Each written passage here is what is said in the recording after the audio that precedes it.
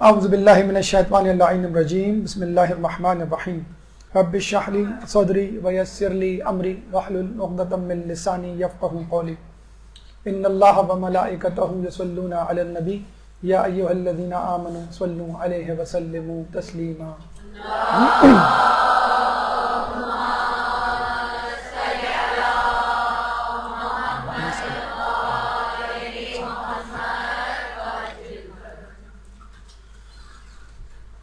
فطروں کے حوالے سے جو گفتگو کی گئی تھی پچھلے درس میں، تو اس میں فطروں کے علاج کے حوالے سے جو ایک علاج تجویز کیا گیا تھا اہل بیت کی طرف سے، اور ایک حدیث سنائی گئی تھی، اور وہ حدیث کچھ یوں ہے کہ لوگوں پہ عنقریب ایک ایسا زمانہ آنے والا ہے کہ انسان ایمان کی حالت میں صبح کرے گا اور کفر کی حالت میں شام۔ اس زمانے میں وہی شخص محفوظ ہوگا کہ جس کو اللہ تعالیٰ علم کے ذریعے زندہ رکھے۔ چنانچہ علم وہ شے ہے کہ جو فتنوں کا بھی علاج ہے اور روحانی بیماریوں کا بھی مداوا۔ یہاں پر آپ کے سامنے اپنے چھٹے امام جعفر صادق علیہ السلام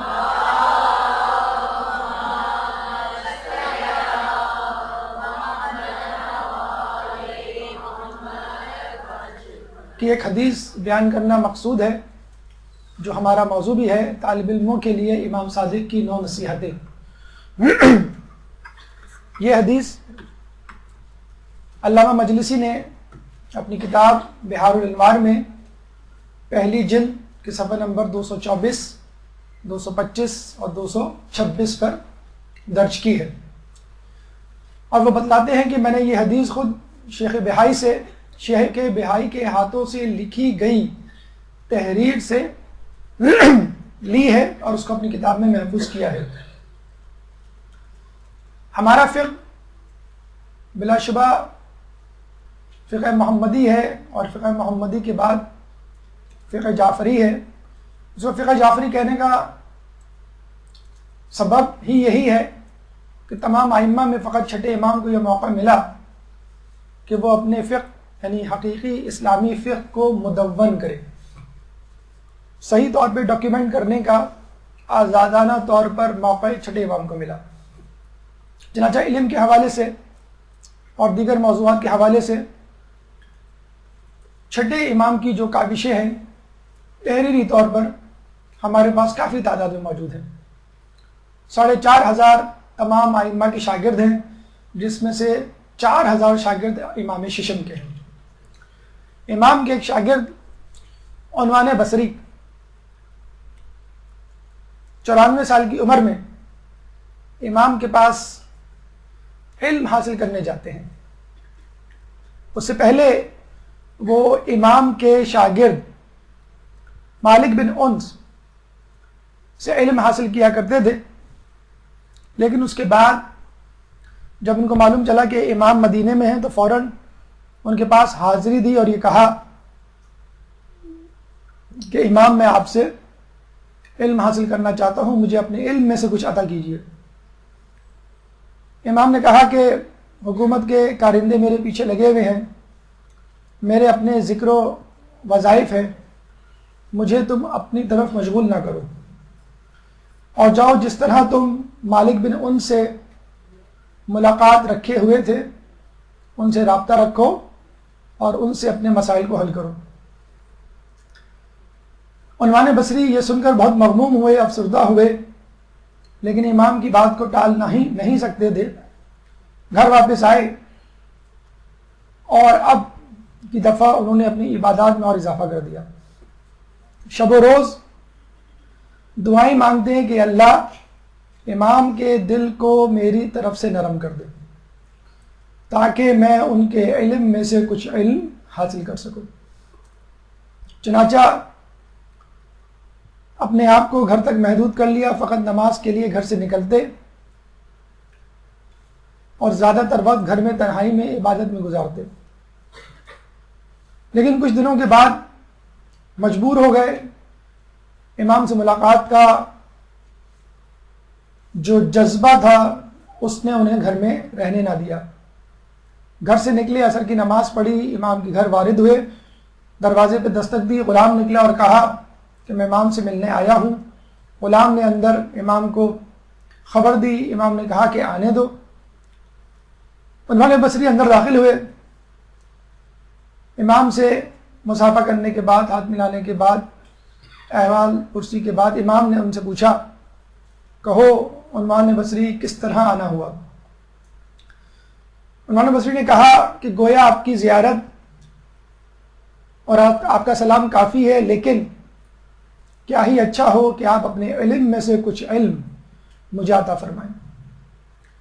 اس دفعہ امام عنوان بصری کو اپنے علم میں سے کچھ علم دینے پر راضی ہو گئے. شاید اس کی وجہ یہ ہو, پہلے انکار کی کہ وہ دیکھنا چاہتے تھے کہ عنوان بصری میں کتنا اشتیاق ہے, جستجو ہے, دلچسپی ہے. اور عنوان بصری نے اس بات کا برا بھی نہیں منایا. مصلحت امام مصلحت خدا بندی ہوا کرتی ہے. ہو سکتا ہے امام کی کوئی مصلحت ہو, خدا کی کوئی مصلحت ہو شروع کے انکار میں, لیکن عنوان بصری کے اشتیاق نے ان کے جذبے کو کم نہیں کیا, بڑھایا. تو یہ پہلی بات ہمارے لیے لمحہ فکریہ ہے کہ ہم 20, 25, 30, 40 سال کے ہو کے سوچتے ہیں کہ شاید ہم لیٹ ہو گئے علم دین کے لیے, اب ہمیں مدرسے کا رخ, کتابوں کا رخ نہیں کرنا چاہیے. تو 94 سال ہونے کے بعد اگر کوئی علم کی جستجو میں نکلے تو یقیناً اس علم کی اپنی اہمیت ہوگی. تو یہ پہلا سبق ہمارے لیے کہ اٹس نیور ٹو لیٹ. آپ کتنے ہی بوڑھے کیوں نہ ہو جائیں, یہاں پہ بیٹھے موجود افراد میں سے کوئی بھی شخص 94 سال کا کم از کم نہیں ہوگا, اور شاید کوئی بھی ایسا نہ ہو جس کی علم کی جستجو عنوان بصری کی طرح ہو. بہرحال اللہ سے دعا ہے کہ ہمیں عنوان بصری کی طرح علم کی جستجو اور اشتیاق اور دلچسپی حاصل کرنے کی توفیق عطا فرمائے. امام نے جب یہ سنا کہ عنوان بصری مصر ہیں اپنی بات پر, چنانچہ انکار امام اقرار امام میں تبدیل ہو گیا اور امام نے عنوان بصری کو نصیحت کرنا شروع کی.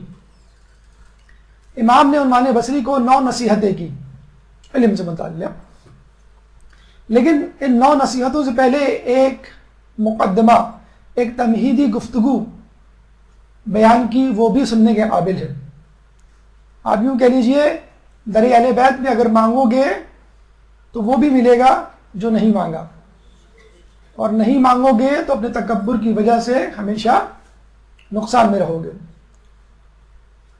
امام نے علم کے حوالے سے نصیحتیں کرنے سے پہلے عنوان بصری کو سمجھایا کہ تمہیں معلوم ہے کہ علم کسے کہتے ہیں, یعنی جس چیز کی نصیحتیں اور معلومات تم لینے آئے ہو کہ میں کیسے علم حاصل کروں, کیا طریقہ کار ہے جس سے زیادہ علم حاصل کروں, وہ علم ہے کیا, کسے کہتے ہیں, نمبر 1. پھر امام نے ایک تمہیدی گفتگو یہ شروع کی کہ اگر تم طالب علم ہو, علم کو طلب کرنے والے ہو, تو کیا تمہارے اندر طالب علم کی شرائط پائی جاتی ہیں. امام نے طالب علم کی شرائط کو واضح کیا, اور یوں امام نے علم کی 9 نصیحتوں سے پہلے جو مقدماتی اور تمہیدی گفتگو کی, اس میں خود 9 نصیحتیں شامل تھیں. ابھی ہم گفتگو شروع کریں گے تو انشاءاللہ ایک ایک آنکھ پہ سامنے آئیں گی. تو امام نے سب سے پہلے جو گفتگو کی وہ علم کی تعریف کے حوالے سے کی. پہلے پوچھا تمہیں معلوم ہے علم کسے کہتے ہیں, پھر کہا کہ حقیقی علم سیکھنے سکھانے پر موقوف نہیں, حقیقت میں علم ایک ایسا نور ہے جو اس دل و دماغ اور دل و قلب پر جاری ہوتا ہے جسے اللہ تعالی ہدایت کرنا چاہتا ہے. امام نے گویا علم کی تعریف تو کی, لیکن علم کی 3 صفات بھی بتلا دی. نمبر 1, علم سیکھنے سکھانے پر موقوف نہیں. یہ نہیں کہا کہ علم سیکھنے سکھانے سے نہیں آتا ہے, لیکن فقط سیکھنے سکھانے پر موقوف نہیں.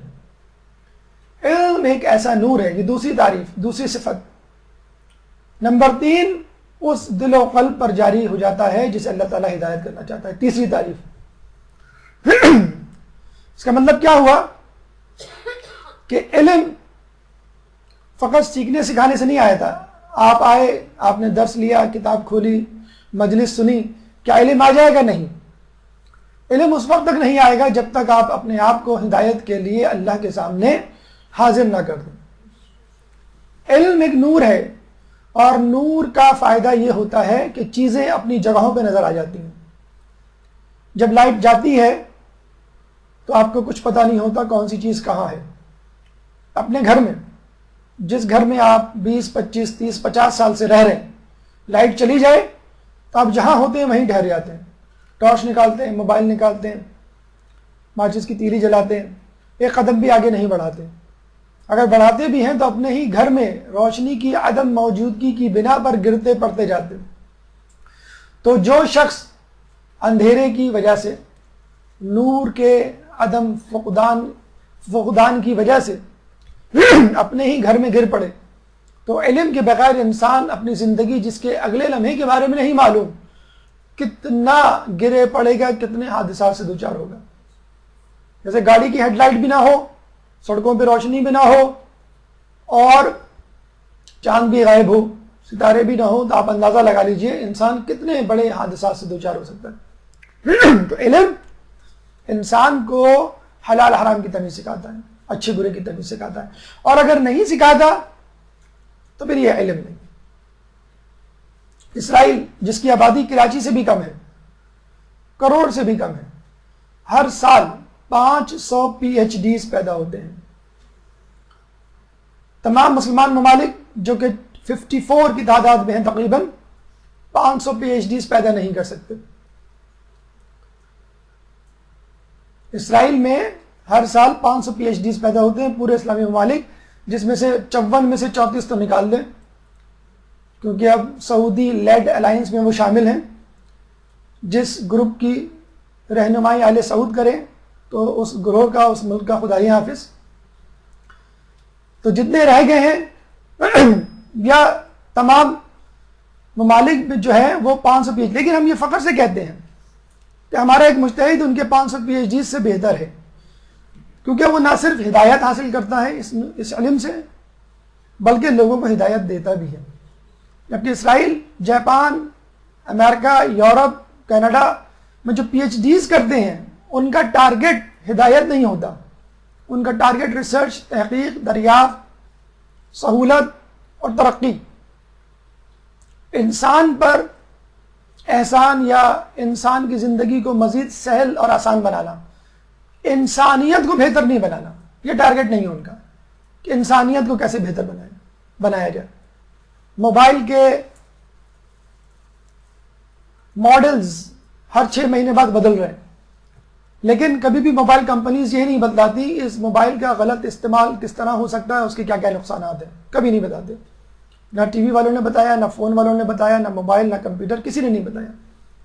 تو یہ جو علم ہے, اگر وہ علم ہدایت نہ دے, وہ نور کی طرح صحیح اور غلط کو ممیز نہ کرے, تو وہ علم ہی نہیں ہے.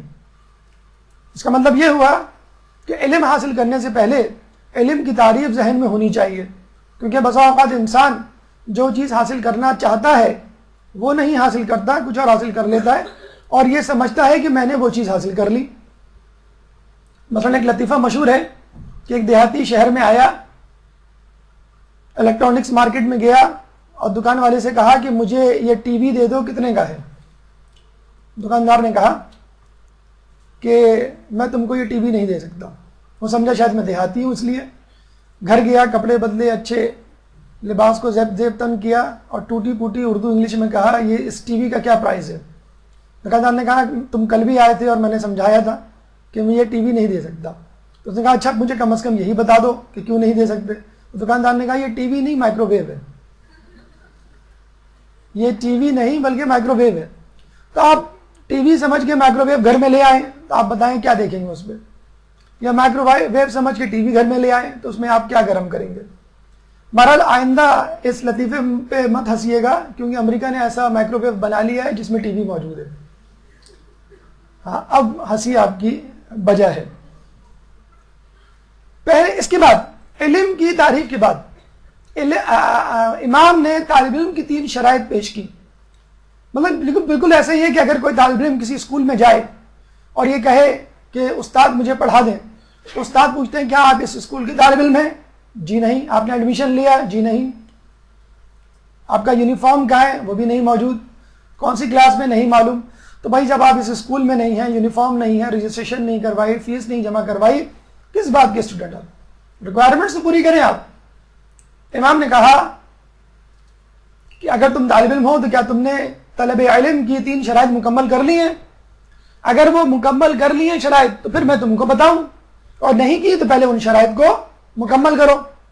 امام نے طالب علم کی 3 شرائط بیان کی. نمبر 1، حقیقت عبودیت کی تلاش.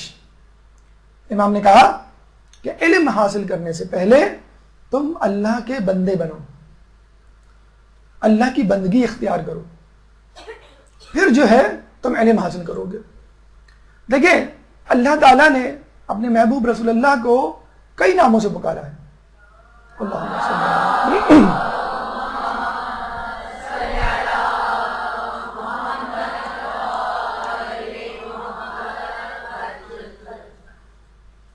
کبھی مزمل، کبھی مدثر، کبھی محمد، کبھی احمد، کبھی مصطفیٰ، کبھی مجتبی، کبھی نبی، کبھی رسول. لیکن جب اپنے پاس بلایا تو کیا کہہ کے بلایا؟ سبحان الذی اسری بعبدہ من المسجد الحرام الی المسجد الاقصی. پاک ہے وہ ذات جو اپنے بندے کو لے گئی راتوں رات مسجد حرام سے مسجد اقصی تک. ماں اپنے بیٹے کے کتنے ہی نام رکھے، لیکن جب پیار سے بلاتی ہے تو وہ نام لیتی ہے جو اس کو محبوب ہوتا ہے. آجا میرا لڈو میرے پاس، میں نے تیرے لیے ایک چیز رکھی ہے. آجا میری گڑیا میرے پاس آ کے بیٹھ جا. تو اللہ تعالیٰ اپنے نبی کے لیے بھی پسند نہیں کرتا کہ اس کو نبی پکارے، رسول پکارے، احمد پکارے. نہیں، اللہ کا بندہ پکارے گا تو اس کو معراج عطا ہوگی. تو اللہ کے رسول کو جب بلایا گیا تو اللہ کا بندہ کہہ کے، کسی عہدے سے نہیں پکارا. میں تیرا معبود ہوں، تو میرا بندہ ہے. اور یہ بہت بڑی عزت اور شرف کا مقام ہے. مولا فرماتے ہیں میری عزت کے لیے کافی ہے کہ میں تیرا بندہ ہوں، اور میرے شرف کے لیے کافی ہے کہ تو میرا خدا ہے. تو انسان کے فخر کے لیے اگر کوئی عہدہ ہے تو منسٹر، پروفیسر، ڈاکٹر، عالم، حتیٰ کہ نبی کا بھی نہیں ہے. اصل جو عہدہ ہے وہ اللہ کے بندے کا ہے. اگر انسان اللہ کا بندہ بن جائے تو پھر پتہ نہیں کہاں پہنچ سکتا ہے. اور ہمارا کیا حال ہے؟ ایک پولیس والے نے اسکوٹر والے کو روکا، کاغذات دکھاؤ. اسکوٹر والے نے کہا تمہیں معلوم نہیں میں کس کا بندہ ہوں؟ کس کے بندے ہو؟ میں 90 کا بندہ ہوں. سوری آپ جا سکتے ہیں، میں نے غلطی سے روک لیا آپ کو. دوسرے بائک والے کو روکا، رک جا بھائی لائسنس دکھائیں. آپ کو معلوم نہیں ہے میں کس کا بندہ ہوں؟ کس کا؟ 70 کا بندہ ہوں. 70 کلفٹن سے زیادہ واقعی نہیں. ایک زمانے میں جب بے نظیر تھی تو بہت مشہور تھا 70 کلفٹن. 70 کا بندہ ہوں. ٹھیک ہے بھائی آپ بھی جائیں. ایک اور بندہ آیا، بھائی آپ کس کے بندے ہیں؟ میں 007. 007 اچھا برٹش نیشنل. جی میں برٹش نیشنل ہوں. اچھا بھائی ہم باہر والوں کو تو نہیں چھیڑ سکتے، آپ جائیں بالکل جائیں. اب پولیس والے کی دہاڑی جو ہے ماری گئی. جو آ رہا ہے وہ کسی نہ کسی جگہ کا ایڈریس بتا رہا ہے اس کا بندہ. ایک کو روکا چوتھے کو اور کہا کہ بھائی تم کس کے بندے ہو؟ اس کی گھگی بند گئی، وہ تو کسی کا بندہ نہیں تھا. بتاؤ کوئی 0 لگاؤ اور بات مکمل کرو. اس نے کہا میں 0 کیا لگاؤں، میں تو خود 0 ہوں. کہ کیا مطلب؟ کہ میرا کسی تنظیم سے کسی گروپ سے تعلق نہیں، میں صرف 0 ہوں. تو پولیس والا کہتا ٹھیک ہے تمہارا چلان ہوگا. اگر وہ شخص یہ کہہ دیتا کہ میں ایک اللہ کے الف یا ایک اللہ کا ایک والا 0 ہوں تو 10 بن جاتا. اور یہی انسان جب عجز و انکساری اور اختیار کر لے تو ایک اور 0 لگ جاتا ہے، 100 بن جاتا ہے. جتنی عجز و انکساری انسان میں آتی جاتی ہے اتنے ہی زیروز کا اضافہ ہوتا رہتا ہے.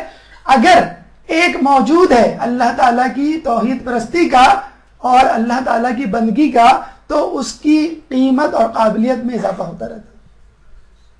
تو یہ ہے اللہ کا بندہ بننا. کہ اللہ کو پہلے اپنا محبوب، اپنا معبود تسلیم کر لے، اس کے بعد جتنی عجز و انکساری چاہے پیدا کرتا چلے جائے، قیمت اس کی بڑھتی چلی جائے گی. ایک درود پڑھ دے محمد والے محمد.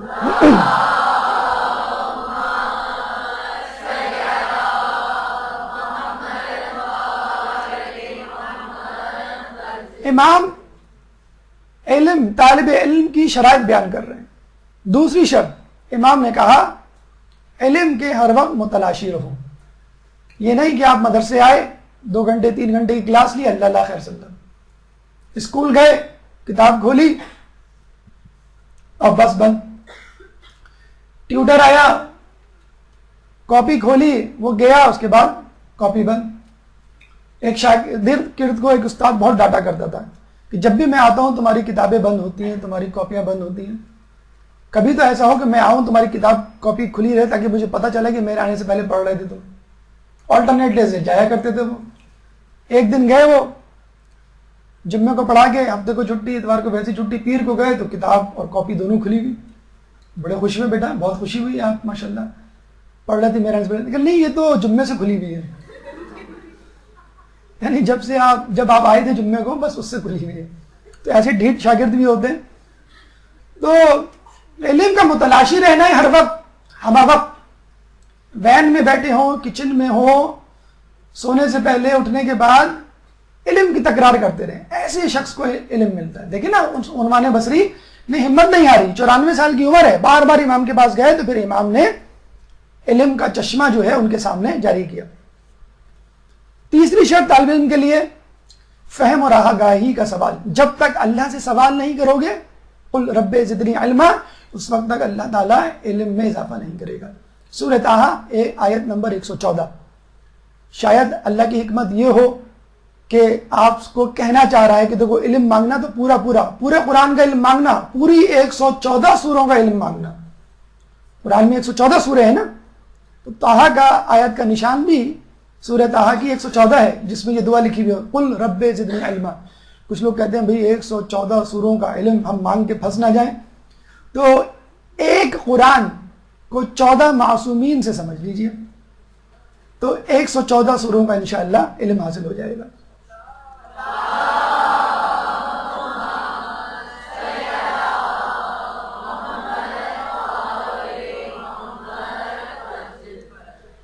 عنوان بصری کو اور ہم کو بھی 2 باتیں تو سمجھ میں آ گئی طالب علم کی شرائط کے حوالے سے. علم کی تلاش، فہم و آگاہی کا سوال، حقیقت عبودیت کی تلاش، حقیقی بندہ کس طرح بنے، انسان کو پتہ کیسے چلے کہ میں اللہ کا بندہ ہوں. امام نے کہا کہ دیکھو اللہ کے بندے بننے کے لیے 3 چیزیں ضروری ہیں. طالب علم بننے کے لیے 3 شرائط: حقیقت عبودیت، علم کی تلاش، آگاہی کا سوال. حقیقت عبودیت مزید 3 طریقوں سے حاصل ہوگی. امام نے کہا کہ دیکھو نمبر 1، اپنے آپ کو کسی چیز کا مالک نہ سمجھنا. اور ہم دوسروں کی چیزوں کو بھی اپنا سمجھتے ہیں، اپنے آپ کو مالک سمجھتے ہیں دوسروں چیز. کسی کا پین لے لیا، کسی کی کاپی لے لی، کسی کا زیور لے لیا، کسی کے پلاٹ پہ قبضہ کر لیا، یہ ہمارا مال ہو گیا، یہ ہماری چیز ہو گئی. امام کہہ رہے ہیں اپنی چیز کو بھی اپنا نہ سمجھو. فائدہ کیا ہوگا؟ مال خرچ کرنا آسان ہو جائے گا، بلکہ ہر چیز خرچ کرنا آسان ہو جائے گی. آپ اللہ کی راہ میں کیا دے سکتے ہیں؟ مال دے سکتے ہیں، اولاد دے سکتے ہیں، وقت دے سکتے ہیں، اور زیادہ سے زیادہ جان دے سکتے ہیں. جس کے بارے میں کسی نے کہا جان دی ہوئی اس کی تھی، حق تو یہ ہے کہ حق ادا نہ ہوا. تو زیادہ سے زیادہ آپ جان دیں گے تو یہ جان بھی اللہ ہی کی تو دی بھی ہے. اگر دی بھی تو کون سا بڑا تیر مارا آپ نے. لیکن بہرحال آپ جب کسی چیز کو اپنی ملکیت نہیں سمجھیں گے تو اللہ کی راہ میں اس کو خرچ کرنا آسان ہو جائے گا. دوسری چیز جس سے حقیقت عبودیت پیدا ہوتی ہے، اپنی کوئی تدبیر نہ کرو خدا کے سامنے. وَمَكَرُوا وَمَكَرَ اللَّهُ وَاللَّهُ خَيْرُ الْمَاكِرِينَ، سورہ آل عمران آیت نمبر 54. اس کا فائدہ کیا ہوتا ہے؟ مصیبتوں پر صبر آسان ہو جاتا ہے. کوشش کریں کوئی مذائقہ نہیں، خواہش کریں کوئی مذائقہ نہیں، لیکن جب سامنے کوئی چیز آ جائے تو اس کو اللہ کی تقدیر، اللہ کی رضا سمجھ کے قبول کر لیں. مین پروپوزز، گاڈ ڈسپوزز. انسان بناتا ہے، اللہ ڈھالتا ہے. Go for the best, prepare for the worst. بہترین چیز کے لیے کوشش کرو لیکن بدترین چیز کے لیے تیار رہو. یہاں سے خوشی خوشی جائیں کہ امی نے بریانی پکائی ہوگی، پتہ چلا کہ کھچڑی بنائی ہے، کوئی بات نہیں، اللہ کی رضا سمجھ کے آپ اس کو بریانی سمجھ کے کھا لیں. تو خواہش کرنے میں، محنت کرنے میں کوئی مذائقہ نہیں، لیکن جو سامنے آ جائے اس کو اللہ کی حکمت سمجھ کے قبول کر لیں، تقدیر سمجھ کے، اور اس کے لیے آپ کے لیے حوالے سے مصیبتوں پہ صبر کرنا آسان ہو جائے گا. پھر امام نے کہا کہ اپنی تمام تر توجہ حلال و حرام پہ رکھو. ہم علم کیوں حاصل کرتے ہیں؟ تاکہ نور ملے. روشنی کا فائدہ کیا ہے؟ آپ کو پتہ چل جاتا ہے کہ حلال کیا ہے، حرام کیا ہے. جب حلال حرام کا پتہ چل جاتا ہے تو ہم حلال سے قربت حاصل کرتے ہیں، حرام سے دور رہتے ہیں. غلط کیا ہے، صحیح کیا ہے، اچھا کیا ہے، برا کیا ہے، قانونی کیا ہے، غیر قانونی کیا ہے، illegal and legal, prohibited and allowed, do's and don'ts, haves and have nots, can't or can, must not be, must be, to be not to be. اسی کا تو کھیل ہے ساری زندگی. ملکی پیمانے پہ دیکھیں تو لیگل انلیگل کی بات آ جاتی ہے. معاشرتی پیمانے پر دیکھیں اچھا برا سامنے آ جاتا ہے. شرعی پیمانے پر دیکھیں حلال حرام سامنے آ جاتا ہے. لیکن ہر انسان انہی دو چیزوں کے درمیان سینڈوچ بناتا ہے. غلط، منفی، انلیگل، غیر قانونی، برا، یہ تمام چیزیں جو ہے ناٹ الاؤڈ. آپ کی زندگی میں ان کا گزر بسر نہیں ہونا چاہیے. اور کیا ہونا چاہیے؟ اچھی چیز کیا ہے، الاؤڈ کیا ہے، قانونی کیا ہے، حلال کیا ہے، ان چیزوں کو آپ کو اڈاپٹ کرنا ہے. تو اگر یہی چیز اگر آپ ذہن میں نہیں رکھیں گے تو آپ کس بات کے لیے علم حاصل کر رہے ہیں؟ یہ تمام چیزیں اگر آپ کو حاصل ہو گئی تو آپ کو حقیقت عبودیت حاصل ہو گئی. اور جب آپ حلال و حرام پہ توجہ دیں گے تو فائدہ یہ ہوگا فقر و مباحات اور لڑائی جھگڑے سے دور رہیں گے. شادی میں بھی پارٹیشن ہونا چاہیے نہیں ہونا چاہیے، پھپھو گیری ہونا چاہیے، خالہ گیری نہیں ہونا چاہیے. اب آپ نے پارٹیشن کر دیا، پھپھو کو خوش کر دیا اور خالہ کو ناراض کر دیا. مینیو کہہ رکھے ہیں بریانی رکھیں کہ قورمہ رکھیں، چچا کہہ رہے ہیں بریانی رکھیں، پھپھا کہہ رہے ہیں کہ جو ہے وہ قورمہ رکھیں. بس آپ یہ دیکھیں کہ اسلام کیا کہتا ہے. اسراف تو نہیں ہو رہا، مکس گیدرنگ تو نہیں ہو رہی، بے پردگی تو نہیں ہو رہی، موسیقی اور دیگر باتیں حرام چیزیں. اگر آپ نے اللہ کو خوش کر دیا پھر آپ کو چچا، خالہ، پھپھو، اڑوس پڑوس، دوست احباب کی کوئی فکر نہیں ہوگی. ورنہ زندگی میں کبھی آپ اس کو خوش کریں، کبھی اس کو خوش کریں، کبھی، اور جس کو خوش کریں گے اس کا دشمن آپ سے ناراض، تو دوسرے کو خوش کریں تو پہلا ناراض. اللہ کو خوش کریں، باقی لوگ خوش ہوں یا نہ ہوں آپ کا اس سے کوئی تعلق نہیں. اور آپ دیکھیے گا بعد میں وہ خود بھی خوش ہو جائیں گے. اور جب آپ یہ تینوں چیزیں حاصل کر لیں گے، یعنی حقیقت عبودیت اور حلال و حرام پہ توجہ اور ملکیت نہ سمجھنا کسی چیز کو، تو پھر انسان کو کچھ فوائد حاصل ہوتے ہیں. اللہ کے بندے کو تین چیزیں ملتی ہیں. امام فرماتے ہیں دنیا اس کے سامنے، شیطان اس کے سامنے، مخلوقات اس کے سامنے کوئی وقت نہیں رکھتی. پھر وہ ہر کسی سے بے نیاز، لاپرواہ، بے پرواہ ہو جاتا ہے. اس کو یہ خیال نہیں کہ کون کیا چاہتا ہے. دنیا اس کے سامنے ہیچ ہو جاتی ہے کیونکہ وہ فقط اللہ کی رضا کو سامنے رکھتا ہے. اس کے بعد وہ دنیا کو فخر و مباحات کے لیے طلب نہیں کرتا، فقط اس کی فکر اللہ کے رضا کے لیے ہوتا ہے. عزت و آبرو کا طلبگار نہیں ہوتا.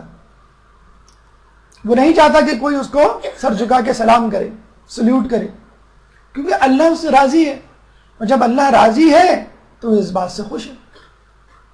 اپنی عمر فضول کاموں میں خرچ نہیں کرتا کیونکہ ہر وقت وہ مصروف رہتا ہے کہ میں اللہ کو کسی طرح خوش کر لوں اور اپنے آپ کو ان کاموں میں مشغول رکھوں کہ جس سے اللہ خوش ہوتا ہے.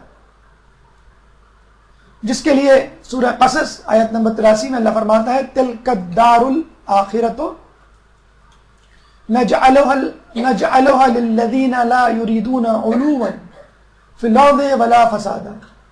والعاقبۃ للمتقین تلک الدار الآخرۃ نجعلها للذین، یہ آخرت کا گھر ہے جو ان لوگوں کے لیے بنایا گیا ہے، لا یریدون علوا فی الارض، کہ جو یہ خواہش نہیں رکھتے کہ زمین میں ان کو کوئی بلندی حاصل ہو، نام و نمود حاصل ہو، بلا فسادا، اور وہ فساد بھی نہیں چاہتے، والعاقبۃ للمتقین، اور آخرت تو فقط متقین کے لیے، متقی لوگوں کے لیے، یہ ہے جزا، یہ ہے ریوارڈ اللہ کی رضا اور جنت کی صورت میں، کن لوگوں کے لیے؟ حقیقت عبودیت کی جو تلاش میں رہتے ہیں، کن لوگوں کے لیے؟ علم کے متلاشی رہتے ہیں، علم کے سوالی رہتے ہیں، اور جو حقیقت عبودیت کو کس طرح تلاش کرتے ہیں؟ کسی چیز کو اپنی ملکیت نہیں سمجھتے، اللہ کی تدبیر کے آگے اپنی تدبیر نہیں کرتے، اور ہر وقت ہم وقت اس بات میں مشغول رہتے ہیں کہ کیا حلال ہے کیا حرام۔ یہاں امام نے اپنی تمہیدی گفتگو ختم کی۔ دیکھا جائے تو 9 وصیتوں سے پہلے، 9 نصیحتوں سے پہلے امام نے 9 وصیتیں کر ڈالی۔ ہم میں سے ہوتے تو سر ذرا بریک لے لیں، پھر اس کے بعد جو ہے شروع کریں گے، تو عنوان بصری کا شوق اور تجسس بڑھتا رہا۔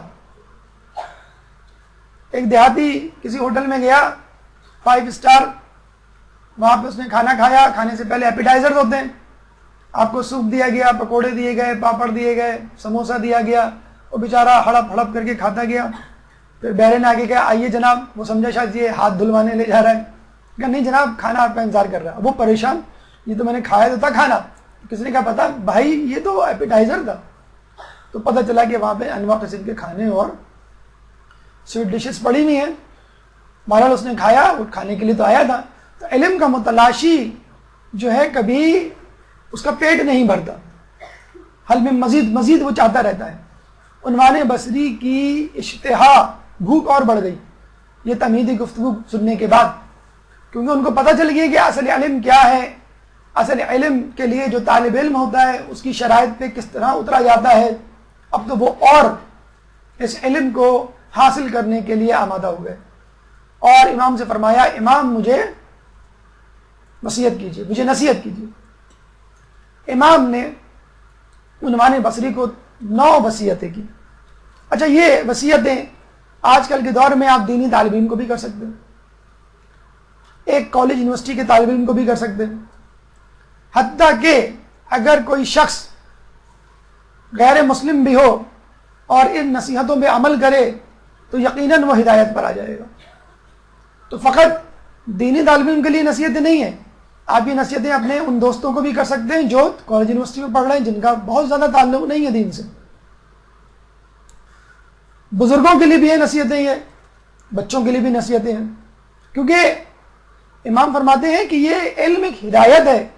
مجھے بتلائیے کون سا ایسا شخص ہے جو ہدایت نہیں چاہتا؟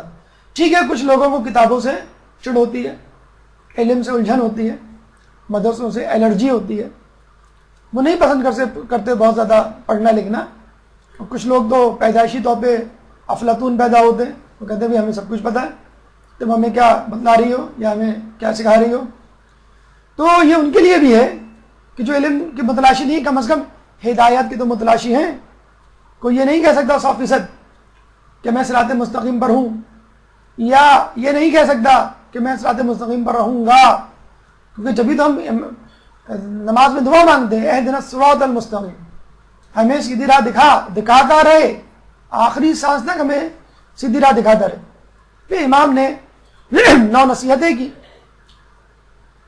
اور یہ کہا کہ میری 3 وصیتیں نفس سے متعلق ہیں، اس کے بعد میری 3 وصیتیں حلم سے متعلق ہیں، یعنی صبر، برداشت، غصے کو کنٹرول کرنا۔ اور پھر امام نے کہا میری 3 وصیتیں علم سے متعلق ہیں۔ علم کا نمبر سب سے آخر میں، پہلے آپ طالب علم تو بنیے، پہلے آپ ثابت تو کیجیے آپ علم کے متلاشی ہیں۔ اب آئیے امام کی 9 نصیحتوں سے متعلق، جس میں شروع کی 3 نصیحتیں جو ہیں امام کی وہ نفس سے متعلق ہیں، لیکن اس سے پہلے ایک درود پڑھ دیجیے۔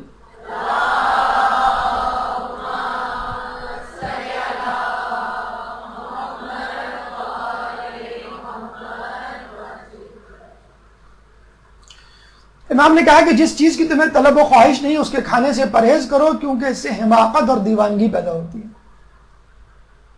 شادی بیاہ میں جاتے ہیں، کھانا کھا لیا، ڈکار لے لی، ارے آپ نے کباب چکھے؟ کہاں ہے کباب؟ وہ آگے جو ٹیبل ہے وہاں پڑے، بھاگے بھاگے آپ گئے فوراً، پتہ واجب ہے اور نہیں کیا تو کفارہ دینا پڑے گا، کباب چکھے۔ اس کے بعد کہا ارے آپ نے وہ گوشت چکھا، وہ کڑھائی تھی نہیں، کننا جو گوشت ہوتا ہے وہ آپ بھاگے بھاگے دوسرے کارنر پہ گئے۔ یعنی واجب ہے کہ شادی بیاہ یا دعوتوں میں جو ڈشیں موجود ہیں ہر ڈش کو چکھنا۔ میدا بھی پریشان ہو جاتا ہے کہ میں بوری بازار میں آ گیا کہ ہر قسم کی ڈشز، ہر قسم کی چیزیں جو ہے وہ یہاں پر موجود ہے۔ پھر جو ہے وہ میٹھا میں آئس کریم بھی ہے، کسٹرڈ بھی ہے، کھیر بھی ہے، ایسٹ اور ویسٹ کا امتزاج ہے۔ آپ نے کہا نہیں تھوڑا تھوڑا سب چکھ لوں، یہ چکھنے کا ایک بڑا مسئلہ ہے ہمارے یہاں، ہر چیز جو ہے وہ چکھی جائے۔ ایک دوست کسی دوست کے یہاں گئے، وہ کھانا کھا رہا تھا، اس نے کہا بیٹھیے کھانا کھائیے، کہنا نہیں میں کھانا کھا کے آیا ہوں۔ کہنا نہیں تھوڑا سا چکھ تو لیں۔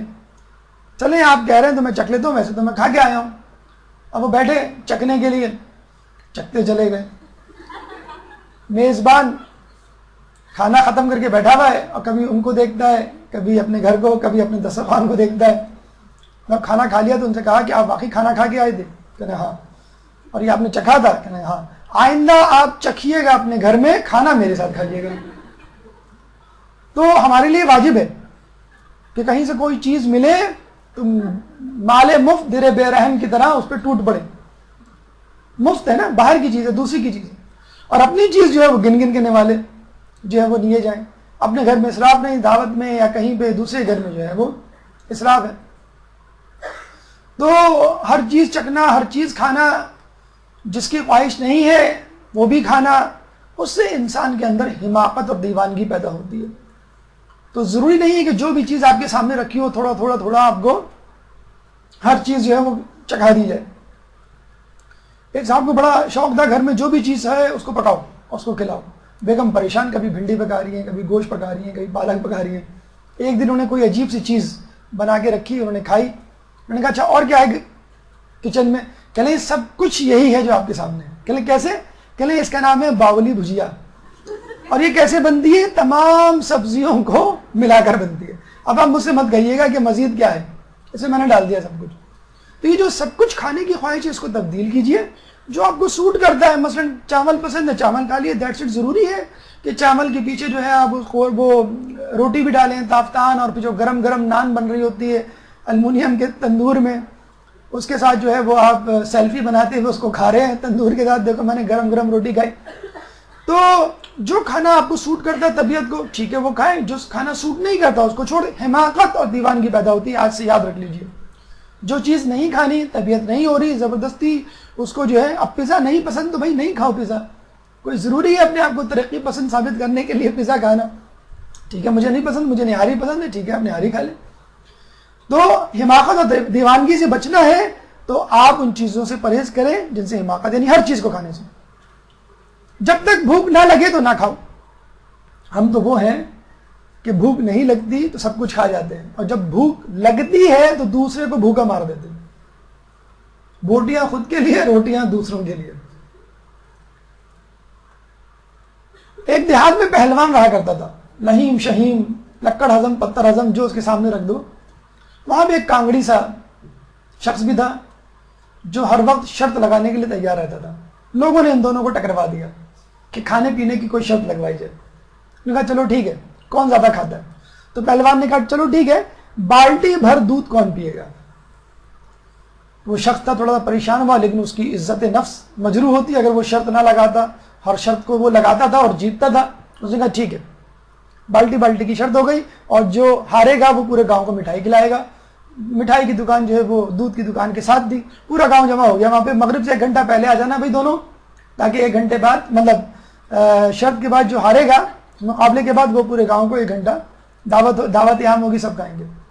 اب وہ بیچارہ پہلوان تو پہنچ گیا، بالٹی اس کے سامنے پڑی ہوئی ہے اور وہ گال ٹپکا کے دیکھ رہا ہے کب میں پیوں۔ وہ کانگڑی صاحب جو تھے وہ غائب ہیں، لوگ انتظار کر رہے ہیں، آ نہیں رہے۔ مغرب میں 10 منٹ رہ گئے، ہانپتے کانپتے بھاگتے ہوئے آئے۔ کہنے کہاں رہ گئے تھے بھائی؟ اگر تمہیں نہیں مقابلہ کرنا تو چلے جاتے، منع کر دیتے پہلے سے۔ کہنے نہیں میں پوری تیاری کے ساتھ آیا ہوں۔ ٹھیک ہے چلیں شروع کریں. تو جو دبلے پتلے صاحب نے کہا کہ آپ شروع کریں میں تو پی لوں گا, فکر نہ کریں آپ. وہ بڑا حیران ہوا, مسکرایا پہلوان. اس نے جو ہے بالٹی ہاتھ میں لی اور پی, لیکن آدھی بالٹی سے زیادہ نہیں پی سکا. تھک ہار کے اس نے رکھ دیا کہ میں پیوں گا تو الٹی ہو جائے گی, تم پیو. لوگوں کو یقین تھا کہ پہلوان نے آدھی بالٹی پیے تھے, یہ تو کم از کم آدھی سے بھی آدھی پیے گا. اس بندے نے ماشاءاللہ بالٹی منہ سے لگائی اور جب رکھی تو بالٹی خالی ہو چکی تھی. اس کے بعد وہ آدھی بالٹی بھی پی گیا پہلوان کی بچی ہوئی. لوگوں نے کہا خیریت تو ہے, یہ کیسے پی گئے تم؟ کہہ لیں گے یہ نہیں پوچھو کہ میں دیر سے کیوں آیا. کہنا ہاں چلو وہ بھی بتا دو.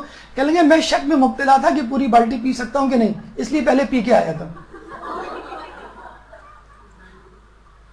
میں پی کے آیا تھا, پریکٹس کر کے آیا تھا, مجھے یقین ہو گیا میں پی سکتا ہوں, تو پھر میں نے جو ہے آ کے بالٹی پی. تو انسان کا جو ہے وہ میدا ہے, ہمت ہے, مطلب چاہیں تو آپ کر سکتے ہیں, لیکن پھر آپ طالب علم کی صف سے جو ہے وہ غائب ہو جائیں گے. جب کھانا کھانے لگو تو حلال کھاؤ, بسم اللہ پڑھ کر کھاؤ, اور پیغمبر کی اس حدیث کو پیش نظر رکھو. یعنی جب بھوک لگے اور اپنی مرضی مزاج کے مطابق غذا موجود ہو, ٹھیک ہے پھر آپ کھائیں, لیکن حلال کھائیں. حلال کیسے کھائیں بھائی؟ چھلکے والی مچھلی ہونی چاہیے. باہر ہم کھا نہیں سکتے. انچولی میں ایک مچھلی والا آ گیا ہے, شیعہ لوگ ٹوٹ پڑے اس کے اوپر, یہ جو ہے صحیح مچھلی دے گا. مرغی بھائی صحیح ذبح کی ہے کہ نہیں؟ ہاں بھائی صحیح ذبح کی ہے. پیسے نکال لیں گے, مرغی والے نے پوچھ لیا یہ حلال کے ہیں؟ آپ پریشان, مارنے مورنے کو دوڑے. کیوں؟ اس کا حق ہے. جب آپ اس سے پوچھ رہے ہیں کہ جو تم جانور بیچ رہے ہو حلال ہے کہ نہیں, تو اس کو بھی حق ہے, وہ آپ کے پیسے کے بارے میں پوچھیں حلال ہے کہ نہیں. تو حلال غذا کے دو رخ ہیں, بیرونی اور اندرونی, داخلی اور خارجی, ایکسٹرنل انٹرنل. ایکسٹرنل کیا ہے؟ ذبیحہ ٹھیک ہے, چھلکوں والی ہے کہ نہیں, وغیرہ وغیرہ. انٹرنل کیا ہے؟ آپ کی آمدنی حلال ہے کہ نہیں. امام مظلوم نے عمر سعد کے لشکر کی طرف دیکھ کر جو خطبہ دیا تھا اس کے آخر میں کیا کہا تھا؟ مجھے معلوم ہے میری باتیں تم پر اثر نہیں کریں گی, کیونکہ تمہارے پیٹ حرام سے بھرے ہیں. امام کی جب باتیں نہیں عمل کریں گی تو امام کی حدیثیں, قرآن کی آیات کیسے کس پر اثر کریں گی؟ لوگ کہتے ہیں کہ مجلسوں میں جاتے ہیں آنسو نہیں نکلتے, درس سنتے ہیں اثر نہیں ہوتا, قرآن پڑھتے ہیں سمجھ نہیں آتا. تو اپنے کھانے کو دیکھیے, اپنی غذا کو دیکھیے, حلال ہے کہ حرام ہے. جب کھانا کھاؤ تو بسم اللہ پڑھو, کہ بسم اللہ پڑھنے سے شیطان شریک کار نہیں ہوتا, کھانے میں شریک نہیں ہوتا. اور پیغمبر کی اس حدیث کو پیش نظر رکھو کہ پیٹ سے برا برتن, برابر نہیں, یہ ہے برا برتن اور کوئی نہیں جسے انسان بھرتا ہے. یعنی بہت احتیاط سے اس پیٹ کو بھرنا ہے. اپنے پیٹ سے بڑا برگر کھانے کی کوشش نہ کریں. بل بورڈز پہ جو ملٹی نیشنل کمپنی کے برگرز ہوتے ہیں وہ یقیناً بہت بڑے کر کے دکھائے جاتے ہیں, اور جب اندر داخل ہو تو پتہ لگا کہ ہتھیلی کے اوپر بھی نہیں آ رہا, ہتھیلی سے بھی چھوٹا برگر, جیسے کوائن رکھ دیو آپ کی ہتھیلی پر.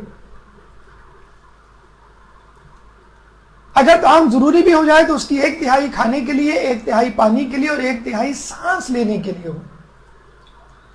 جب کسی کو یہ بتایا گیا, کہنے لگا کہ دیکھو بھائی میں تو پورا کھانا معدے سے بھر دیتا ہوں, پانی کا کیا ہے وہ تو اپنی جگہ خود بنا لے گا, اور ہوا تو میں کھانا کھانے کے بعد سڑک پہ جا کے کھاتا ہوں, تو مجھے اس کی کوئی غرض نہیں. دیکھیں آپ جو غذا کھاتے ہیں اس کے لیے ڈائجسٹو جوس سیکریٹ ہوتا ہے, HCl, پیپسن, میوکس وغیرہ, اس کو بھی جگہ چاہیے. پھر نمبر 1, ان دونوں چیزوں یعنی غذا اور ڈائجسٹو جوس کو ڈائجسٹ ہونے کے لیے, گرائنڈ ہونے کے لیے, موو ہونے کے لیے اسپیس چاہیے. That is empty space, that is 1/3 space. So 1/3 کھانا ہو گیا, پانی ہو گیا, 1/3 آپ کو ایمٹی اسپیس مل گئی. تو یہ طریقہ ہے انسان کا کھانے کے حوالے سے, کہ انسان جو ہے کھانے میں ہر چیز کو نہ کھائے, جب بھوک لگے تو کھائے, اور کھانا حلال کھائے. اب یہاں بھی ایک سوال پیدا ہوتا ہے, عنوان بصری امام کے پاس علم کے حوالے سے کچھ حاصل کرنے آئے تھے, لیکن لگ رہا ہے کہ کوئی بدہضمی کا مریض ڈاکٹر کے پاس آیا ہوا ہے اور پوچھا ڈاکٹر صاحب پیٹ خراب ہے, کچھ دوا بتا دیں, احتیاط بتا دیں, اور ڈاکٹر بھی احتیاط بتا رہا ہے. اس میں علم کہاں گیا؟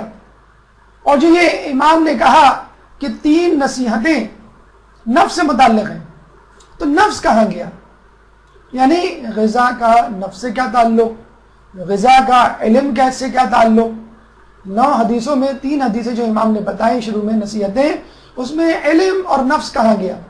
امام نے خود کہا کہ شروع کی 3 چیزیں نفس سے متعلق ہیں، اور خود امام کہہ رہے ہیں کہ علم سے متعلق میں تمہیں باتیں بتا رہا ہوں. اب سنیے غور سے کہ غذا کا نفس سے کیا تعلق، غذا کا علم سے کیا تعلق. ایک درود پڑھ دیں محمد والے محمد میں.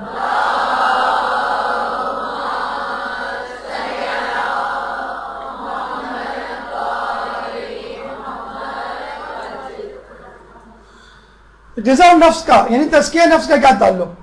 یحییٰ علیہ السلام اتنا زیادہ گریہ کیا کرتے تھے کہ شیطان کو بھی ایک دفعہ یحییٰ علیہ السلام پر رحم آ گیا، اور یحییٰ علیہ السلام سے کہا کہ یحییٰ تم اتنا روتے ہو کہ میرا دل بھی تم پر آ گیا، کہو میں تمہاری کیا خدمت کر سکتا ہوں.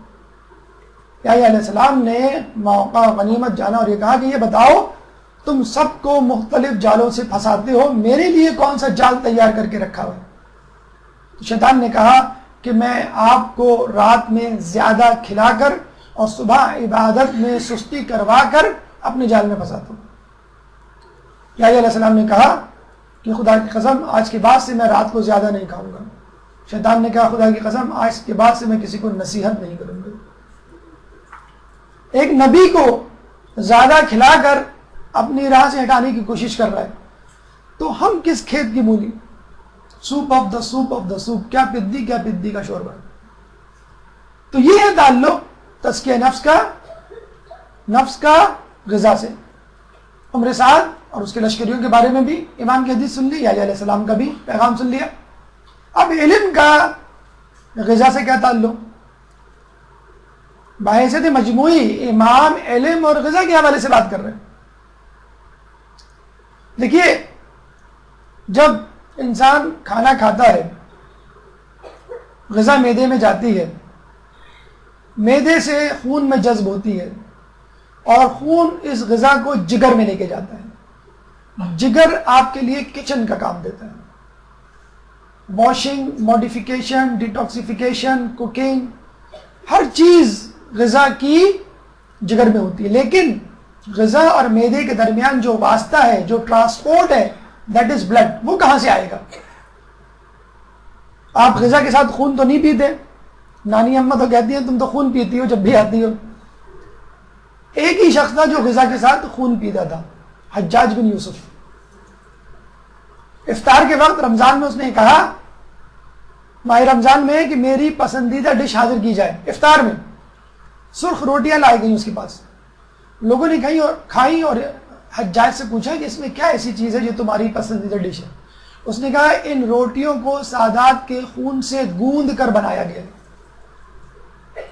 ایسا ملعون اور ظالم شخص تھا کہ جس کے بارے میں خود عمر بن عبدالعزیز فرماتے ہیں، تمام دنیا کے خبیث ترازو کے ایک پلڑے میں، اور ہمارا ایک خبیث حجاج بن یوسف ترازو کے دوسرے پلڑے میں ہو تو ہمارا خبیث جیت جائے گا.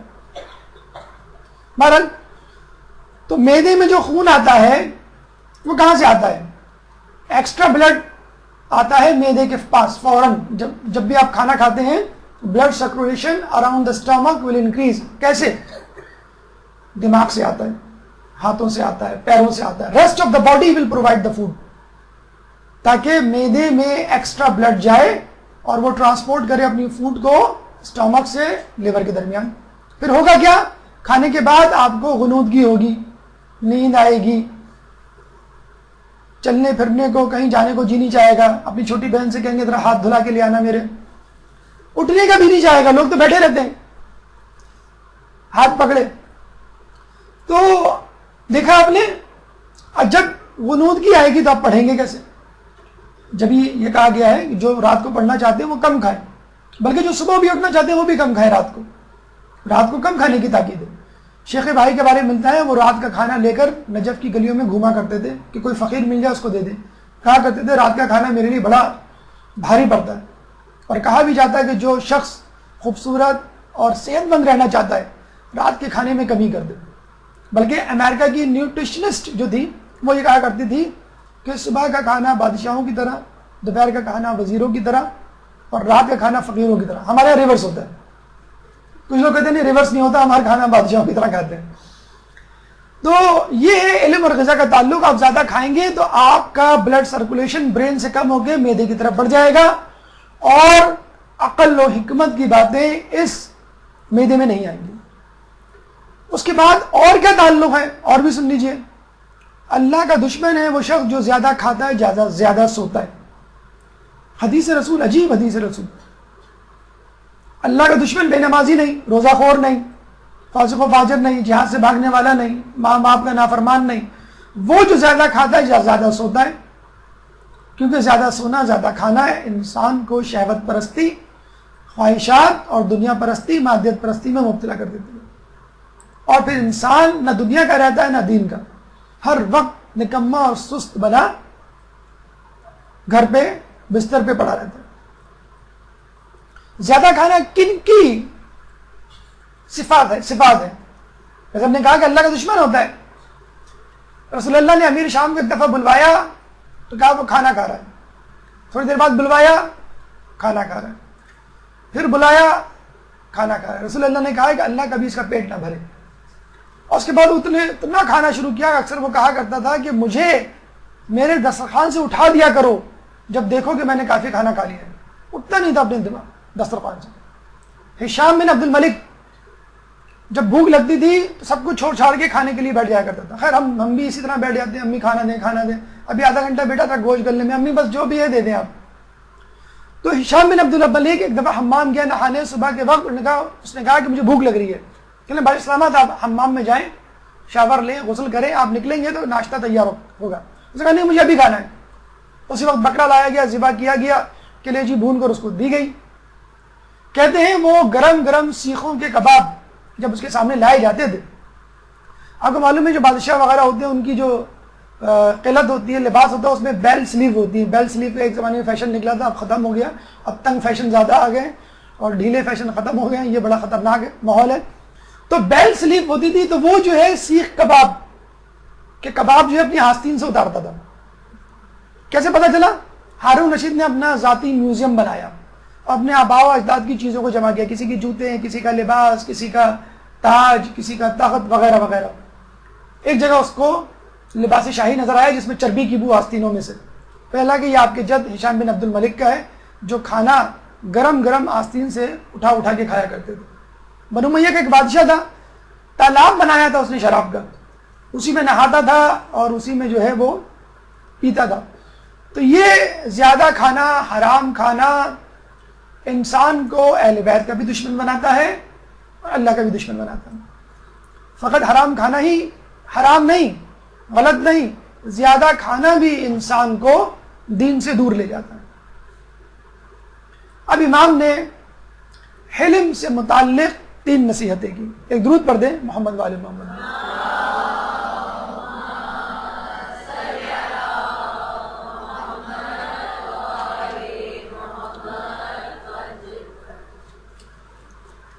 غصے کی الٹ ہے حلم, یعنی غصے کو برداشت کرنا. امام نے کہا کہ اگر تمہیں کوئی شخص یہ کہے کہ اگر تم نے مجھے ایک بات کہی تو اس کے بدلے میں 10 باتیں سنو گے, تو تم اس کے جواب میں کہو کہ اگر تم 10 باتیں کہو گے تو اس کے جواب میں ایک بھی نہیں سنو گے. ہم کیا کہتے ہیں؟ ذرا کہہ کے تو دیکھو, اینٹ کا جواب پتھر سے دوں گا. میں ادھار نہیں رکھتا, میں سنا دیتا ہوں آن دا اسپاٹ, کوئی چھوٹا ہو کوئی بڑا ہو. اور لوگ کہتے ہیں کیا بولڈ لڑکی ہے, اپنی پھپھی کو بھی نہیں چھوڑا. نہیں, بولڈنس نہیں ہے, یہ بے شرمی ہے. آج کل بولڈنس کا بے شرمی کا نام بولڈنس رکھ دیا. تو لڑائی جھگڑے سے پرہیز کرتا ہے کون؟ اسٹوڈنٹ, طالب علم جو علم حاصل کرتا ہے وہ لڑائی جھگڑے سے. اگر لڑائی جھگڑے میں پڑ گیا تو اپنے راستے سے ہٹ جائے گا. جو امتحان دے رہا ہوتا ہے اس کو دیکھیے آپ, وہ کس طرح امتحان دے رہا ہوتا ہے. کبھی بھی جو ہے وہ لڑائی جھگڑے میں نہیں پڑتا, کیوں؟ اس کی توجہ ہٹ جائے گی. تو لڑائی جھگڑے سے دور رہو. اگر کوئی 10 سنائے تو تم ایک بھی نہ سناؤ. پھر امام کہتے ہیں جو تمہیں گالی دے اس سے کہو کہ اگر تم اپنی بات میں سچے ہو تو میری دعا ہے کہ اللہ مجھے معاف کرے, اور اگر تم جھوٹ بول رہے ہو تو خدا سے درخواست کرتا ہوں کہ خدا تمہیں معاف کرے.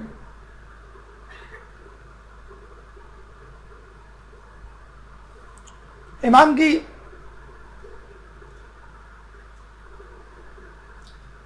بہت اچھی حدیث اور بہت اچھا طریقہ ایسے لوگوں کے ساتھ روابط رکھنے کا کہ جو آپ کے دشمن ہوتے ہیں اور کسی طرح آپ کی بات کو سننے کے لیے تیار نہیں ہوتے، آپ پہ الزام دیتے رہتے ہیں، اس کے باوجود آپ کو دعا کرنی ہے، معافی کی درخواست کرنی ہے ان کے لیے کہ جو آپ کو مسلسل برا بھلا کہہ رہے ہیں۔ چھٹی حدیث، چھٹی نصیحت، اگر کوئی تمہیں بیہودہ انداز میں دھمکی دے تو اس کے ساتھ شفقت اور خیر خواہی سے پیش آؤ۔ مروان بن حکم وہ پہلا شخص تھا جس نے قتل حسین کا مشورہ دیا تھا۔ امام جب دربار میں گئے، ولید بن عتبہ کے وہاں کھڑا ہوا تھا۔ امام نے کہا کہ رات میں بیعت کی بات کرنا مناسب نہیں، صبح بات کریں گے۔ تو مروان بن حکم نے ولید بن عتبہ کے کان میں کہا کہ اگر امام چلے گئے تو واپس نہیں آئیں گے، ان کو ابھی پکڑ لو، بیعت کر لو، اور نہ کرے تو قتل کر دو۔ امام نے بہت برہمی کا اظہار کیا۔ کربلا کے واقعے کے بعد جب واقعہ ہررا ہوا اور یزید نے مدینے کو مباح کیا اور مروان بن حکم وہاں سے بھاگا، امام کے صاحبزادے ہمارے چوتھے امام، امام زین العابدین علیہ السلام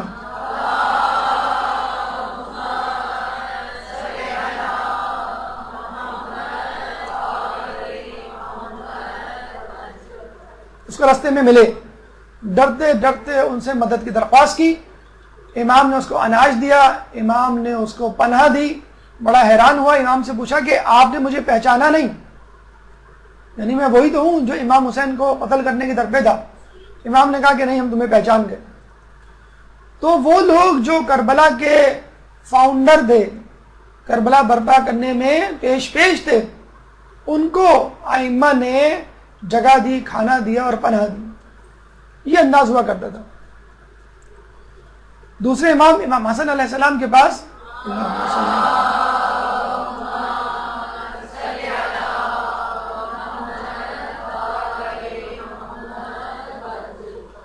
ایک شخص آیا اور آتے ہی امام کو برا بھلا کہنا شروع کر دیا۔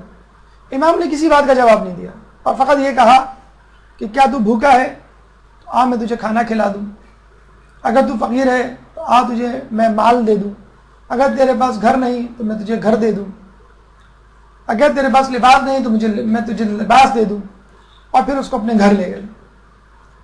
اور جب وہ شخص واپس جانے لگا تو کہنے لگا کہ جب میں مدینے آیا تھا تو آپ سے بدترین آدمی کوئی نہیں تھا، اور جب مدینے سے جا رہا ہوں تو آپ سے بہترین آدمی کوئی نہیں۔ یہ ہے انداز۔ تکلیف ہوتی ہے، پریشانی ہوتی ہے، آپ کو بھی یہ سہنا پڑتا ہوگا، اس کا سامنا کرنا پڑتا ہوگا کہ لوگ آپ کو بری باتیں کہیں، برا بھلا کہیں، فار نتھنگ، کوئی آپ کا وہ نہیں ہے، لیکن اس کے باوجود آپ کی خیر خواہی کریں۔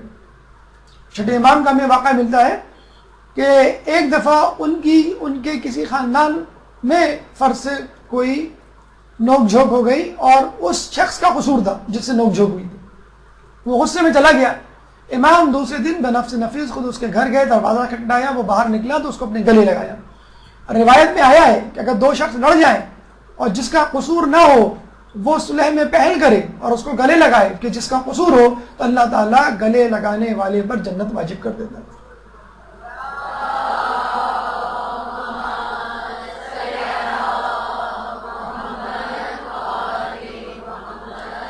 تو ہم میں سے کتنے لوگ ہیں جس پہ عمل کرتے ہیں؟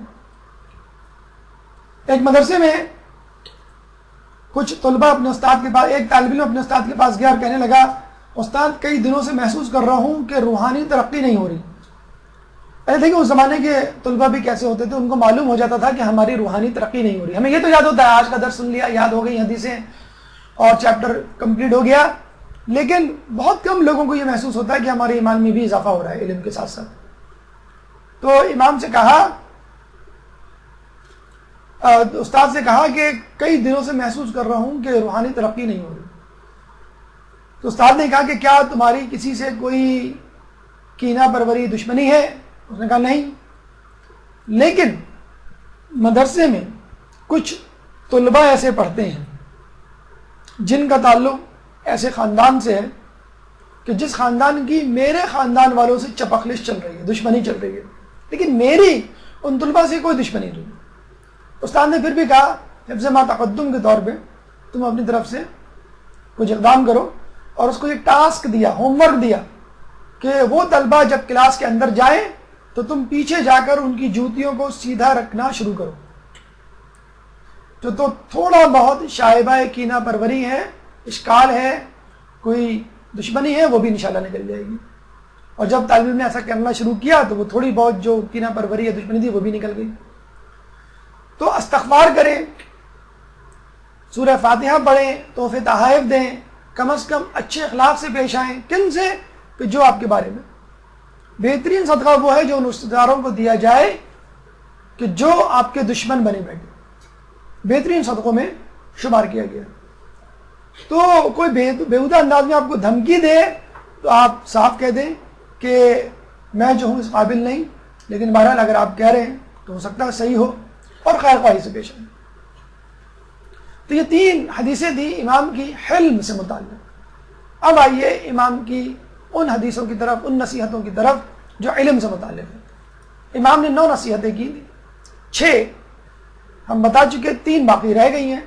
اور دیکھا جائے 6 سے پہلے جو 3 وصیتیں تھیں، 3 نصیحتیں تھیں، وہ علم سے انڈائریکٹلی ریلیٹڈ تھی۔ تو ڈائریکٹلی علم سے متعلق امام نے فقط 3 نصیحتیں کی، 6 اور 9، 15 نصیحتیں تو امام نے علم کے لیے زمین کو ہموار کرنے کے حوالے سے کی۔ ہم کہتے ہیں کہ بھائی ہمیں اناج چاہیے، ہمیں سبزیاں اگانی ہیں، ہمیں پھل اگانا ہے، تو پہلے آپ زمین کو ہموار کریں، زمین میں سے گھاس پھوس نکالیں، زمین کو پانی دیں، اس کے بعد بیج اگائیں گے تو کچھ نکلے گا۔ تو اپنے دل سے کینہ پروری، دشمنی نکالیں، مادیت پرستی نکالیں، عبودیت پیدا کریں۔ اب آپ کا دل، آپ کا ذہن اور آپ کی زمین جو کہ علم چاہتی ہے وہ تیار ہے، علم کا بیج لینے کے لیے، جذب کرنے کے لیے اور اس کو پودا بنانے کے لیے۔ امام کی 3 وصیتیں علم سے متعلق۔ ایک درود پڑھ دیں محمد والے محمد۔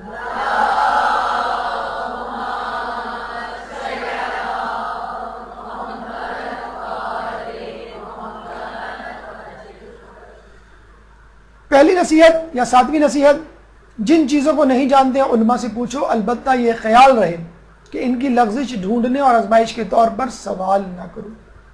ہم شرماتے ہیں سوال کرنے سے، استاد ہمیشہ آ کے درس کے بعد پوچھتے ہیں کوئی سوال نہیں، اتنے سارے اسٹوڈنٹ پوچھیں کوئی سوال نہیں۔ تو شرمائے مت کہ لوگ کیا کہیں گے، کوئی بات نہیں، آپ یہاں پڑھنے کے لیے آئے، اگر سوال پوچھ لیے تو کیا ہوا۔ ہاں، جواب دینے سے نہیں شرماتے، کوئی سوال پوچھ لو، تھوڑے سے جواب آ جائے گا، یاد ہو کہ نہ یاد ہو، کنفرم ہو، تصدیق شدہ ہو یا نہ ہو، لیکن ان کی لغزش ڈھونڈنے کے لیے آزمائش کے طور پہ سوال نہ کرو۔ ہمارے ایک جاننے والے، وہ جب بھی کوئی سوال پوچھتے ہیں 3-4 علماء کو SMS کرتے ہیں، کیوں؟ تاکہ پتہ چلے اصل جواب کیا ہے۔ اس کا مطلب ہے آپ کراس چیک کر رہے ہیں، آپ معلوم کرنا چاہ رہے ہیں کہ بھئی کس کا علم ہے، کسی کے پاس علم نہیں ہے، کون غلط انفارمیشن دے رہا ہے، کون نہیں۔ پھر بعد میں آپ نے لڑوا دیا یا آپ نے کہہ دیا کہ دیکھو فلاں کو تو یہ بات بھی نہیں معلوم، تو یہ غلط ہے۔ جواب معلوم کرنا ہے، جو بھی عالم دین، جو بھی استاد آپ بہتر سمجھتے ہیں، جس پہ ٹرسٹ ہے، جس کی نالج ہے، اس سے آپ پوچھیے۔ چیک کرنے کے لیے کبھی سوال نہ پوچھیں۔ جو علماء کی لغزش تلاش کرتا ہے بہت زیادہ نقصان میں رہتا ہے۔ بالکل ایسا ہی آپ اپنے ماں باپ کی، خاندان کے بزرگوں کی جو ہے وہ لغزشیں تلاش کریں، لیکن سوال پوچھنے میں کوئی آر، کوئی جھجک، کوئی شرم نہیں ہونی چاہیے۔ نمبر 8، اپنی رائے پر عمل کرنے سے پرہیز کرو۔ ان تمام کاموں میں احتیاط کرو جہاں احتیاط کی جا سکتی ہے، یعنی جواب دینے میں احتیاط کرو، نتیجہ اخذ کرنے میں احتیاط کرو۔ ہمارا کیا ہے، ہم سے کوئی بھی سوال پوچھا جائے ہم فوراً جواب دے دیتے ہیں، پتہ نہ بھی معلوم ہو کچھ نہ کچھ بتا دیتے ہیں۔ بھئی یہ فلاں بلڈنگ کا ہے، بھئی آگے جائیں، یہ سڑک جا رہی ہے، سیدھے ہاتھ پہ مڑے، پان کی دکان ہے، اس سے آگے سبزی کا ٹھیلا ہے، سامنے میکینک کی دکان ہے، 2 قدم آگے جائیں گے ایک دکان ہوگی پرچون کی، اس سے پوچھ لیے گا۔ ارے بھائی آپ ہی بتلا دیتے کہ مجھے نہیں معلوم، صاحب کہہ دیتے۔ اتنا کچھ بتانے کے بعد تو سیاست ہو، علم طب ہو، علم دین ہو، خصوصی طور پہ ہر انسان تیار رہتا ہے کوئی نہ کوئی نصیحت کے لیے، کوئی نہ کوئی فتویٰ دینے کے لیے۔ تو اپنی رائے پہ عمل کرنے سے پرہیز کرو۔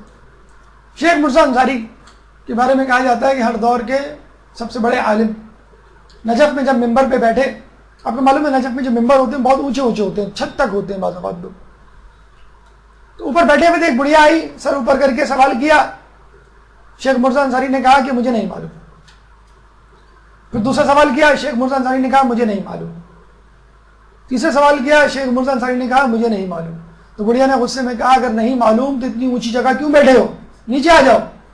تو شیخ مرزا انصاری نے جواب دیا اگر معلوم ہوتا تو عرش پہ بیٹھا ہوتا، لیکن بہرحال اتنے بڑے مرجع ہونے کے باوجود کوئی اباحت محسوس نہیں کی کہنے میں کہ مجھے نہیں معلوم، لا ادری یا ما ادری، مجھے نہیں معلوم، ایک تہائی علم کے برابر۔ ہمارے ایک دوست انگلینڈ سے آئے، ہم نے پوچھا وہاں کے پروفیسر سے کیا حال ہے، کیا نالج ہے، کہنے کچھ بھی نالج نہیں ہے۔ کیسے؟ بھئی ان سے 10 سوال پوچھو، 10 میں سے 6 سوالوں کے جواب میں کہتے ہیں I don't know, open the book, I don't know, open the book. کہہ رہے وہاں پہ کوئی شرم نہیں محسوس کی جاتی، کوئی پروفیسر شرم نہیں محسوس کرتا، صاف کہہ دیتا مجھے نہیں معلوم۔ وہاں پیشنٹ کوئی سوال پوچھے بھائی اس ڈرگ کو کیسے لینا ہے، کیا ڈوز ہے، آپ کہتے ہیں sorry let me check it, آپ کتاب کھولتے ہیں بتا دیں، اور پیشنٹ بھی بہت خوش ہوتا ہے کہ کتنا پڑھا لکھا ڈاکٹر ہے، تکا نہیں مار رہا۔ یہاں ڈاکٹر کھول لے تو کہہ دیتے ہیں بھائی کمپاؤنڈر صاحب، ڈاکٹر صاحب کو بلاؤ، تم کو معلوم نہیں ہے تم ڈاکٹری کر رہے ہو، تو وہاں کوئی بات نہیں ہوتی۔ انگریزوں نے سیکھا ہے اپنی جہالت کا اعتراف، اور ہم نے جو ہے جاہل ہونے کے باوجود اپنی علمیت کا اعتراف جو ہے وہ کرنے بیٹھ جاتے ہیں۔ شیخ مرزا انصاری سے زیادہ آپ کا علم ہے جو آپ ہر سوال کا جواب دینے کے لیے تیار ہیں۔ پھر امام فرماتے ہیں کہ فتویٰ دینے سے یوں رائے فرار اختیار کرو جیسے شیر سے ڈر کر بھاگتے ہو، اور اپنی گردن کو لوگوں کے لیے پل نہ قرار دو۔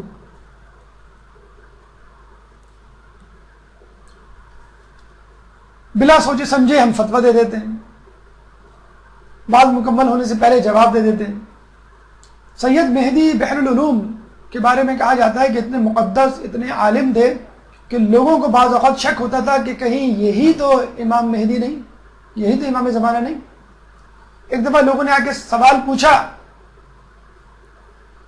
کہ ایک عورت اس کا انتقال ہو گیا، حاملہ ہے، دفنا دیں، انہوں نے کہا دفنا دیں، بچہ سمیت، پیٹ میں بچہ ہے، کہنا ہاں۔ تو جب گئے تو رستے میں ایک شخص سے ملاقات ہوئی، اس نے کہا کہ نہیں، پیٹ چاک کرو، بچہ نکالو، پھر دفناؤ۔ بعد میں پتہ لگا وہ امام زمانہ تھے۔ دفنا کے واپس آئے، سید مہدی بحر العلوم کو بتایا کہ بھئی یہ معاملہ ہوا ہے، شرمندہ ہو کے دروازہ بند کر کے بیٹھ گئے کہ آئندہ میں کبھی فتویٰ نہیں دوں گا۔ کچھ عرصے بعد، کچھ دنوں کے بعد ایک شخص آیا، ہاتھ میں رقعہ لیے، سید مہدی بحر العلوم کو دیا اور چلا گیا۔ بعد میں پڑھا تو پتہ چلا کہ وہ خط تھا امام زمانہ کی طرف سے، جس میں لکھا تھا کہ تم فتویٰ دیتے رہو، تمہارا کام ہے فتویٰ دینا، ہمارا کام ہے تصحیح کرنا۔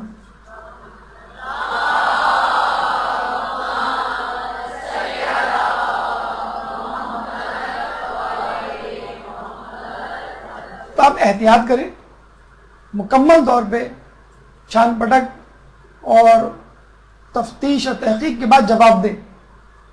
فوری طور پہ جمپ ٹو دا کنکلوژن یا نتائج نکالنا اور اپنی طرف سے جواب دینا یا قیاس کرنا ترک کریں، اور اس طرح بھاگیں جیسے شیر سے بھاگتے ہیں، اور اپنی گردنوں کو لوگوں کے لیے پل نہ قرار دیں۔ یعنی کسی نے آپ سے مسئلہ پوچھا، آپ نے جو ہے وہ جواب دے دیا، اور جواب دینے کے بعد وہ شخص آپ کے جواب پر عمل کر بیٹھا، اس کے اوپر تو کوئی ذمہ داری عائد نہیں ہوگی، لیکن آپ کے اوپر ذمہ داری عائد ہوگی۔ خصوصی طور پہ فقہ کے معاملے میں بہت زیادہ جو ہے وہ احتیاط کرنی چاہیے۔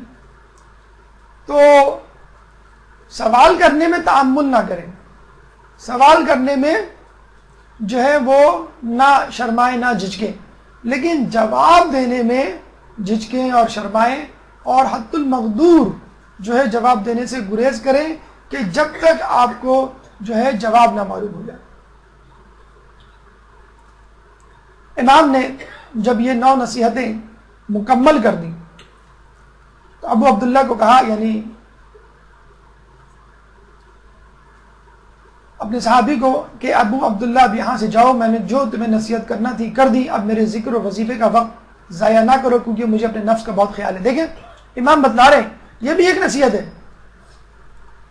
کہ دیکھو استاد کے پاس، امام کے پاس، سینئر کے پاس، بزرگ کے پاس بہت زیادہ بیٹھ کے اس کا وقت ضائع نہ کرو، وہ صرف تمہارے لیے نہیں پیدا ہوا ہے، تمہارے مسائل کے جواب دینے کے لیے، اس کے پاس بہت سارے کام موجود ہیں۔ جو کرنے کے ہیں، اور اگر تم اس کے ساتھ بیٹھ کر مسلسل اس کا وقت ضائع کرتے رہے تو بہت سارے ذکر و اذکار جس کا اسے خیال ہے ان سے وہ کنارہ کشی اختیار کر لے گا۔ ایک شخص مولا کی شہادت کے بعد ممبر پہ بیٹھا اور کہنے لگا سلونی سلونی قبل ان تفقدونی، پوچھ لو اس سے پہلے کہ میں گزر جاؤں۔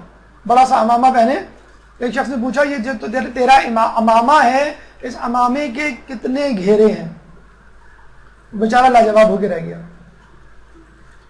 تو یاد رکھیے کبھی بھی دعویٰ اور دلیل کے بغیر دعویٰ نہ کیجیے، اپنے آپ کو بہت زیادہ عالم نہ ظاہر کیجیے، ہمیشہ طالب علم جو ہے وہ ظاہر کیجیے۔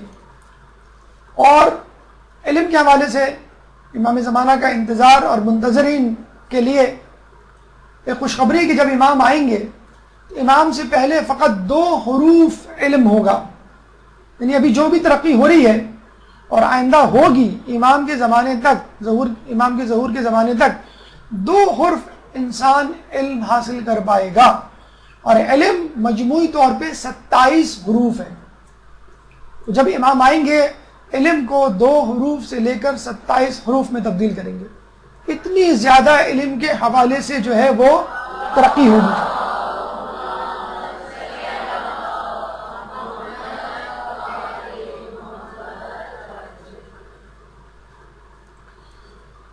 یہ حدیث بحر الانوار پہ جلد نمبر 1 صفحہ نمبر 225، 24، 25 اور 26 پر موجود ہے۔ اللہ تعالیٰ سے دعا ہے کہ اس حدیث پہ عمل کرنے کی توفیق عطا فرما، اور زیادہ سے زیادہ علم جو ہمیں ہدایت دے اسے حاصل کرنے کی توفیق عطا فرما۔ اگر کوئی سوال اس موضوع سے متعلق آپ کے ذہن میں ہو تو آپ کر سکتے ہیں۔ قبل السوالات بھرپور صلوات۔